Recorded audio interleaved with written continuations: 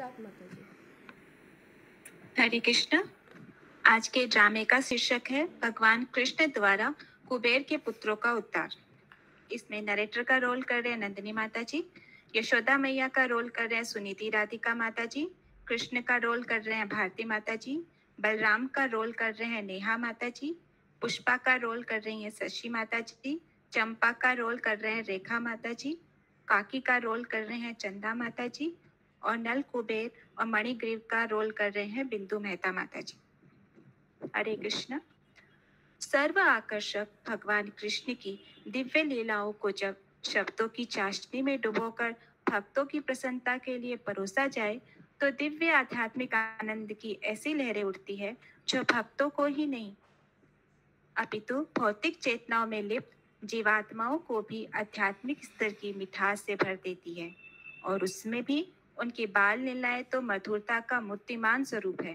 तो चलिए काल यंत्र की सवारी करते हुए आध्यात्मिक यात्रा का आरंभ करते हैं और सीधे उतरते हैं नंद गांव के नंद भवन में, जहां पर भगवान श्री कृष्ण की बाल लीलाओं के मधुर रस की प्रतिक्षण वर्षा हो रही है। तो आइए थोड़ा नंद भवन की खिड़कियों से झांक कर देखते हैं मैया क्या कर रही है। मैया रोज की तरह अपने कार्यों में व्यस्त है। तभी कुछ समय बाद ही यशोदा, अरे यशोदा। कौन? अरे पुष्पा, तुम कैसे आना हुआ? यशोदा, तुम अपने लल्ला को माखन खाने को नहीं देती हो क्या? ये तुम क्या कह रही हो? भला भला मैं ऐसा कैसे हो सकता है कि मैं अपने लल्ला को माखन न दूं? तो फिर वह मेरे घर आकर माखन क्यों चुराता है? माखन चुराकर खुद भी खाता है और अपने मित्रों को भी खिलाता है, और इतना ही नहीं, दूध दही की मटकियां भी फोड़ देता है। मेरे घर में माखन की कमी है क्या? जो तेरे घर में आकर चोरी करके माखन खाएगा लल्ला? मैं सच कर रही हूँ। जब तुम्हारा लल्ला आए तो उससे पूछ ही लेना। हाँ हाँ ठीक है। इस प्रकार उल्हाना देकर वह गोपी चली जाती है और मैया थोड़ी खींची हुई अपने काम में पुनः व्यस्त हो जाती है। तभी काकी, ओ यशोदा काकी। कौन? अरे चंपा तुम? और क्या, तुम्हारे तो सारे वस्त्र गिल्ले हो रखे हैं। किसने भिगोए तुम्हारे वस्त्र? आपके लल्ला ने। मेरे लल्ला ने? हाँ, आपके लल्ला ने। मैं यमुना से अपनी गगरी भर कर ला रही थी। आपके लल्ला ने छुपकर पानी से भरे मेरे घड़े को कंकड़ मारकर फोड़ दिया। मेरा घड़ा भी फूटा और मेरे सारे वस्त्र भी भीग गए। अब आप ही बताइए, ऐसी अवस्था में मैं अपने घर कैसे जाऊं? मेरी सास तो मुझे ताना मार मार कर मेरे कान ही फोड़ देंगी। आज आने दो उस निर्लज को, आज उसे अवश्य दंड दूंगी। चंपा, तुम अब अपने घर जाओ। मैया का कृष्ण पर थोड़ा और क्रोध बढ़ गया। उसी अवस्था में वह पुनः अपने कार्यों में व्यस्त हो गई। फिर कुछ समय बाद यशोदा, अरे ओ यशोदा। काकी, आप आइए, भीतर आइए। प्रणाम काकी, विराजिए। कैसे आना हुआ? तुम्हें तो कहना अच्छा नहीं लग रहा है, परंतु क्या काकी? क्या? यशोदा, तुम्हारा कान्हा रोज मेरे घर आकर खूंटे से बंधे हुए बछड़ों को खोल देता है। फिर वे बछड़े अपनी अपनी माताओं का सारा दूध पी जाते हैं। जब गाय दूहने बैठती हूँ तो गाय के थनों में दूध ही नहीं बचता। क्या? इस उदंडी ने पूरे नंदगांव में उदंड मचा रखी है। सुबह से शिकायतें सुन रही हूँ। आज आने दो उसे। दंड न दिया तो मेरा नाम भी यशोदा नहीं। आज इस छड़ी से उसकी खूब पिटाई करूंगी। खबरदार यशोदा, जो कान्हा को हाथ भी लगाया उसे प्रेम से समझाना। तुम उसकी मैया हो, वो तुम्हारी बात अवश्य मानेगा। अच्छा, अब मैं चलती हूँ। इस प्रकार उल्हाने सुन सुनकर मैया अपने आंगन में ही बैठ गई और प्रतीक्षा करने लगी कृष्ण के आने की। थोड़ी देर बाद कृष्ण अपने दाऊ के साथ नंद भवन में प्रवेश करते हैं। मैया, ओ मोरी मैया, बहुत भूख लगी है, माखन दो ना। भूख लगी है? माखन खाना है? आ तनिक मेरे निकट तो आ। कृष्ण और बलराम दोनों मैया के निकट चले जाते हैं। तभी मैया अपने हाथ से कृष्ण का कान पकड़ लेती है। मैया, अब आ निकली है। जब पूरे नंदगांव में अपनी शरारतों से उत्पात मचाता है तब नहीं निकलती है। आज सुबह से शाम हो गई तुम्हारे उलाने सुनते सुनते। अरे मैया तू बड़ी भोली है।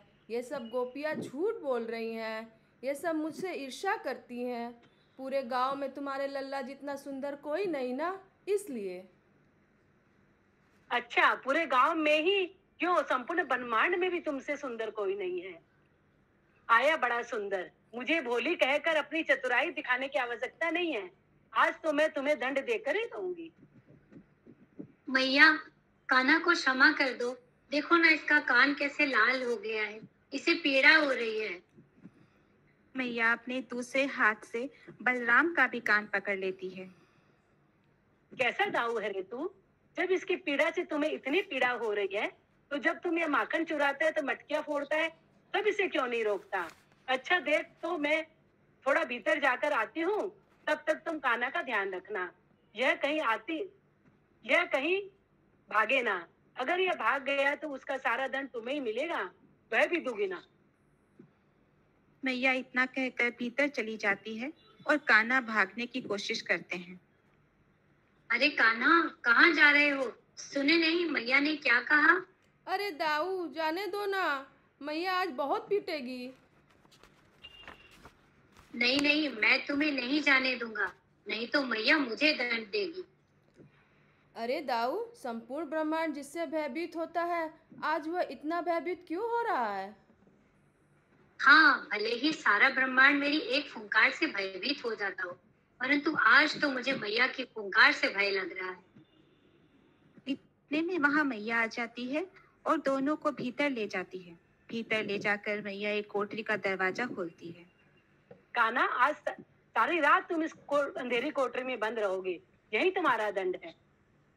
इतना कहकर मैया कृष्ण को उस कोठरी में बंद कर देती है और अपने कार्यों में व्यस्त हो जाती है। थोड़ी देर बाद कोठरी से कृष्ण के चिल्लाने की आवाज आती है। मैया, ओ मैया, द्वार खोलो, अंदर एक काला सर्प है, वह मुझे काट लेगा, मुझे बहुत भय लग रहा है। मैया दौड़कर कोठरी का दरवाजा खोल देती है और देखती है अंदर एक विशाल काला सर्प फन फैलाए कृष्ण के पास बैठा है। मैया उसे देखकर अपनी आंखें बंद कर लेती है और भगवान से प्रार्थना करने लगती है। हे परमेश्वर, आज इस सर्प ने मेरे लल्ले की रक्षा की है। मैया तुम डरो नहीं, मैं अभी इस सर्प को भगा देता हूँ। हे सर्प देवता, मेरी मैया आपसे डर रही है, कृपा आप यहाँ से चले जाइए। भगवान कृष्ण की आज्ञा मानकर वह सर्प वहां से चला जाता है। वह सर्प और कोई नहीं, साक्षात बलराम ही थे, जो कृष्ण को बाहर निकालने के लिए सर्प रूप में आए थे। मैया देखो, आंखें खोलो, सर्प चला गया है। मैया झटपट कृष्ण को गोद में उठा लेती है और बहुत दुलार करने लगती है। मैं कैसी निर्दयी माँ हूँ, अपने सुकुमार लल्ला को उस विषैले सर्प के साथ बंद कर दिया। मुझे क्षमा करना लल्ला, मैंने पहले उस सर्प को देखा नहीं था, न जाने वह यहाँ कहाँ से आ गया। तभी वहां पर बलराम भी उपस्थित हो जाते हैं। दोनों भाई एक दूसरे को देखकर मुस्कुराते हैं और मन ही मन कृष्ण अपने दाऊ को धन्यवाद करते हैं। मैया दोनों भाइयों को ले जाकर बड़े प्रेम से भोजन करवाती है और लोरी गाकर सुला देती है।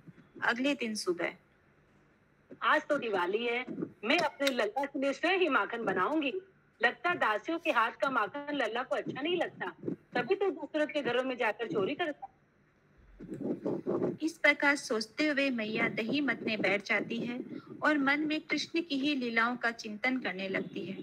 तभी कृष्ण भी उठ जाते हैं और अपनी आंखें मलते हुए आंगन में आ जाते हैं। मैया, ओ मैया।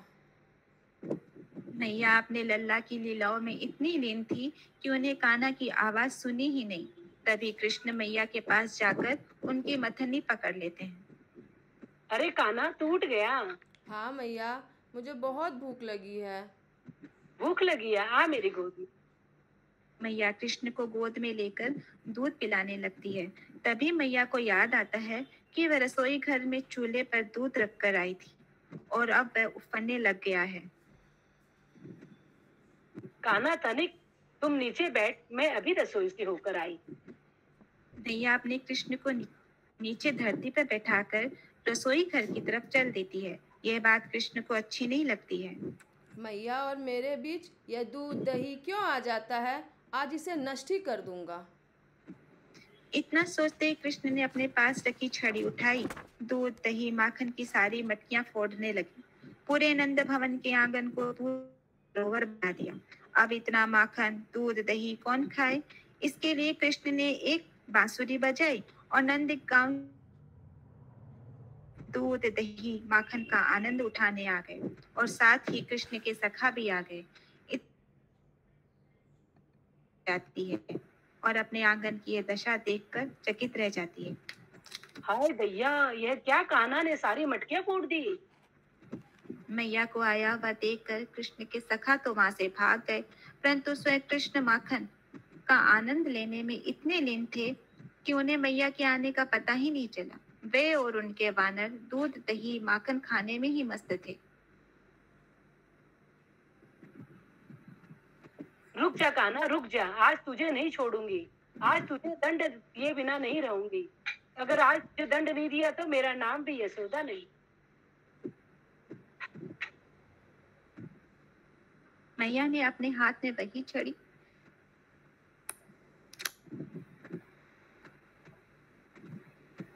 मैया कुछ दूर दौड़कर थक जाती है और छड़ी धरती पर रखकर स्वयं भी बैठ जाती है।